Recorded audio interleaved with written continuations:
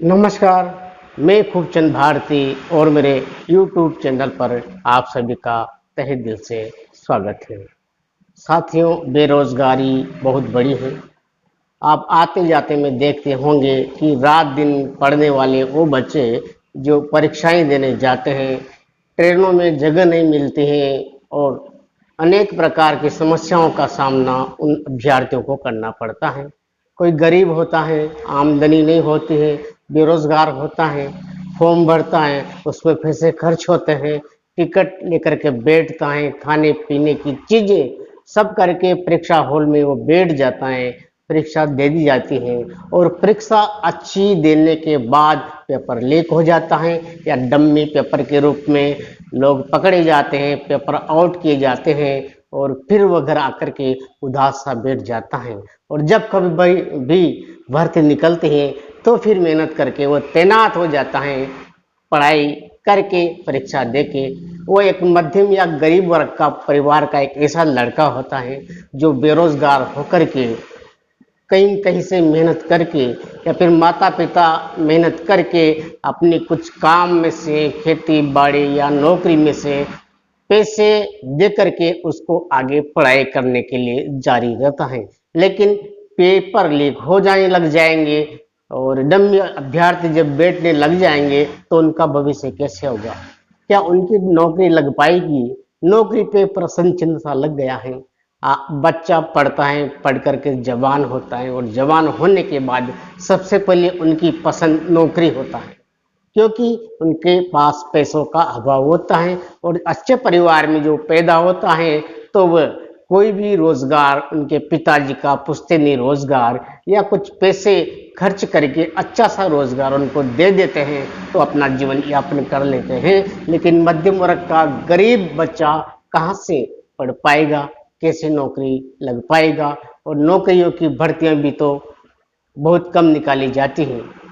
अब सर्वे चौंकाने वाला है साथियों। आपको मैं एक खास बात बताता हूँ और उसके बाद में उसके बारे में चर्चा भी करेंगे। केंद्र सरकार ने 2020 में ऐलान किया था कि युवाओं के लिए एक देश एक परीक्षा की व्यवस्था होगी। इसके तहत वे कई परीक्षाओं में बैठने के बजाय एक कॉमन एलिजिबिलिटी टेस्ट पास करके सरकारी नौकरी के लिए पात्र बन जाएंगे। राष्ट्रीय एजेंसी एनआरए को इसकी जिम्मेदारी सौंपी गई। जबकि इसकी पड़ताल की तो पता चला यह एजेंसी पिछले 4 साल में करीब 58 करोड़ रुपए खर्च करने के बावजूद अभी तक एक भी परीक्षा नहीं करवा पाई है।